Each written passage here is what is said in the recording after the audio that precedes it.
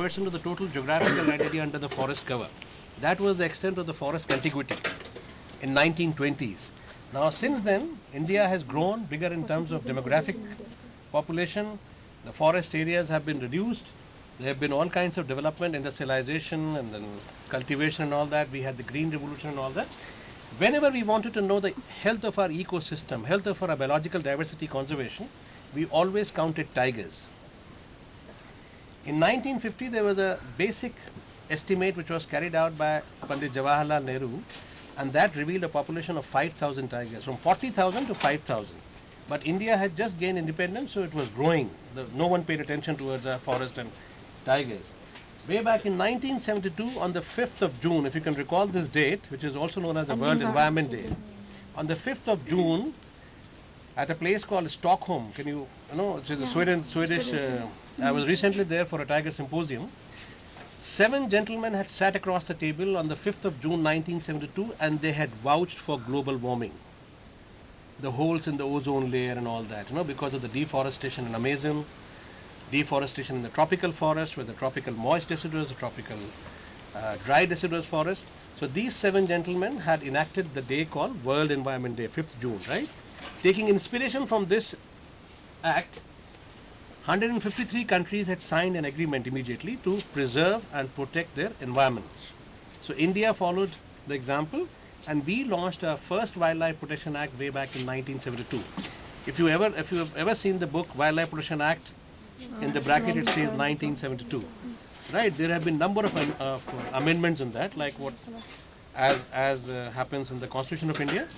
Similarly, the Wildlife Protection Act is the constitution, the supreme governing body when it comes to the environmental conservation in the country, whether it's forest or wildlife or national parks or sanctuaries or conservation areas or biosphere reserves and all that.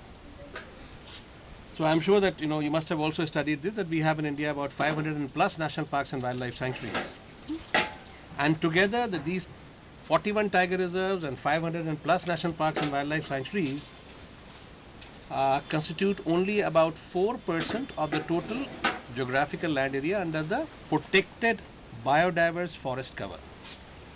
When you also include the plantation and all that, then it comes to 11%. But 4% is the protected area network of this country, or the total geographical land area.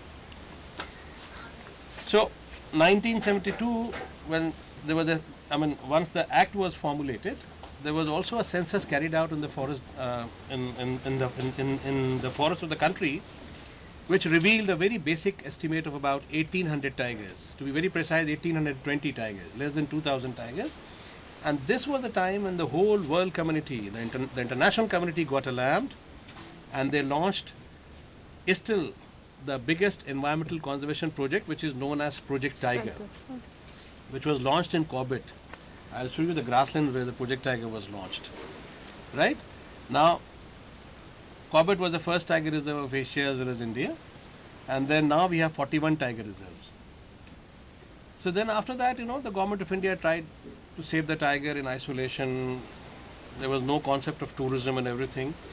And in 1991, there was a seizure of the tiger bones and body parts. For the first time, the world came to know that the Chinese have been eating tiger bones and body parts for various ailments, right? A lot of superstitious beliefs there and all that. And that was the time when tourism had started taking shape. I had come to Corbett in 1994 and started tourism in Corbett, the itinerized tourism. Earlier it was all haphazard. People didn't know about the itineraries, morning safari, afternoon safari. There should be fixed timing for the safari. Should be walking safaris, the birding trails and all that. So they were not aware of these facts. So since the tourism has taken the shape, the tiger number is now stable.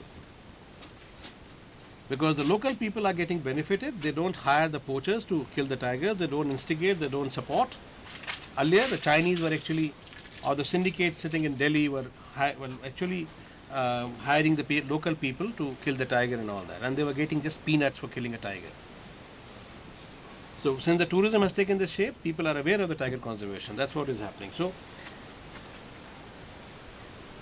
we were still beating around the bush, beating around the bush that we were not sure, we had no idea exactly as to what to do. So in 2005, there was a disaster in Sariska. 45 tigers were counted in Sariska in 2004, and somebody filed a public interest litigation in the Supreme Court of India, and then an expert committee was formed, and this expert committee came out with this idea of camera trapping. So for the first time in India, the camera traps were laid. Earlier, the pug mark census is not very reliable. Though a tiger is born with a distinct pug mark, but facial markings are the most reliable thing. Every tiger is born with the distinct facial markings. Right? So the camera traps were laid all around the forest, and that revealed a figure of 1,411 tigers, if you can recall that, on the Aircel campaign, NDTV Aircel campaign. Yes. You must have seen the big posters and all that. 1,411 tigers. That was the 2006 census. And then the same procedure was repeated in 2009, and the figures were revealed in 2010, which said 1,706 tigers. So from 1,411 to 1,706. Possibly there are more tigers in the zoos all over the world than in the wilderness, but those are useless. They can't be released back into wilderness. A tiger cannot be released back into wilderness because of the problems, which I can always discuss with you on the mail and all that.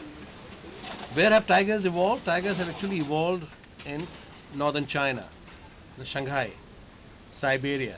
There used to be 8 types of tigers in the world, 8 subspecies of tigers in the world, and out of those 8, 4 have already gone extinct.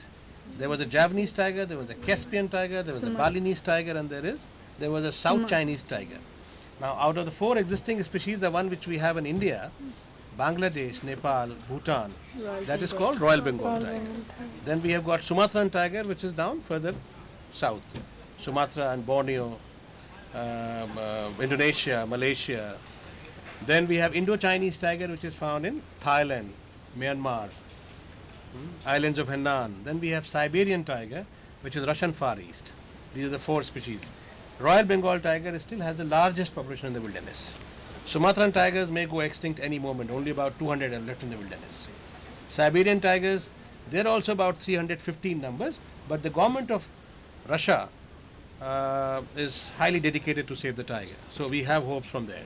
Mr. Putin, the president and the prime minister now, is very keen on saving the tiger. Perfect. Shall we start it now? Anything? I mean, just quickly we go on to the